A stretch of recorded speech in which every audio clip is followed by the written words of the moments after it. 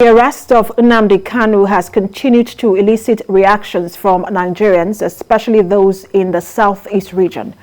Owerri, some residents of Owerri urged the federal government to tread with caution in handling the matter to avoid worsening an already heated situation in the southeast. Correspondent Prince Uba reports.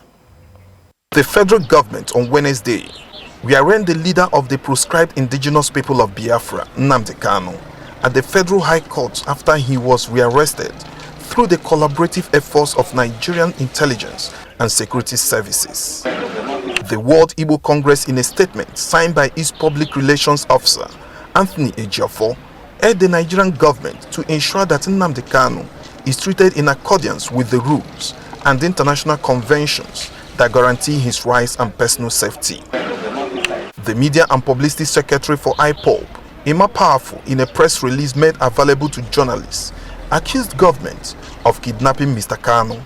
The statement reads in part, "We also want to state unequivocally that no harm should befall our leader. Should anything untoward happen to him, Nigerian government will be held accountable for it." End of quote. Some other residents of Owerri urged the federal government to be cautious in handling the matter. The federal government should learn from experience. You remember what happened to the founder of the Boko Haram sect. Remember that he died in custody, in government custody. And remember that exacerbated the Boko Haram militancy. The federal government should be advised to tread with caution. You see, it's beyond what we see on daily basis. Do you understand? In strict legal sense, it is not in dispute that he was facing trial. There's no argument about that. Believing that the law must take its course, the lawyers said the trial of the accused must be in line with the letters and spirits of the law. He was granted bail, and the next day his matter came up, he was not available. And the law is clear that in the circumstance, the court will issue a warrant for your arrest. What we are faced with now is the legal scenario where that warrant has been executed. Remember, he's still entitled to his right of innocence until his guilt is proved. Even though he may be in custody, he's also entitled to other of his fundamental rights guaranteed by the Constitution. For instance, right to personal dignity, right to life, and all that. In the past months, there have been violent agitations in the southeast region. It started with attacks on some divisional police headquarters, and later the correctional center, where over 1,800 inmates were freed by the bandits.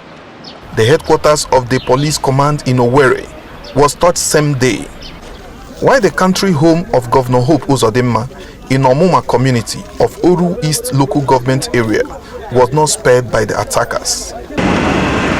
The situation was not peculiar to Imo. Anambra, Ebonyi, Enugu and Abia states also had a taste of how peace took a flight from the region. The killing of Ahmed Gulak, former special advisor on political matters to former President Goodluck Jonathan in Owerri, was another issue that sparked reactions. Although the leadership of the proscribed indigenous people of Biafra never claimed responsibility for any of those attacks, but federal government was insistent that they were responsible. But recently, peace is gradually returning in Imo State, which appeared to be the epicenter of the mayhem. Citizens of Imo State, who ordinarily would have things to say on national or domestic issues, prefer to remain silent while trying to understand the interception of IPOB leader actually mean. Restoring public confidence in the ability of government to protect them is no longer in words, but must be marked with action. Prince Uba, TVC News, Owerri.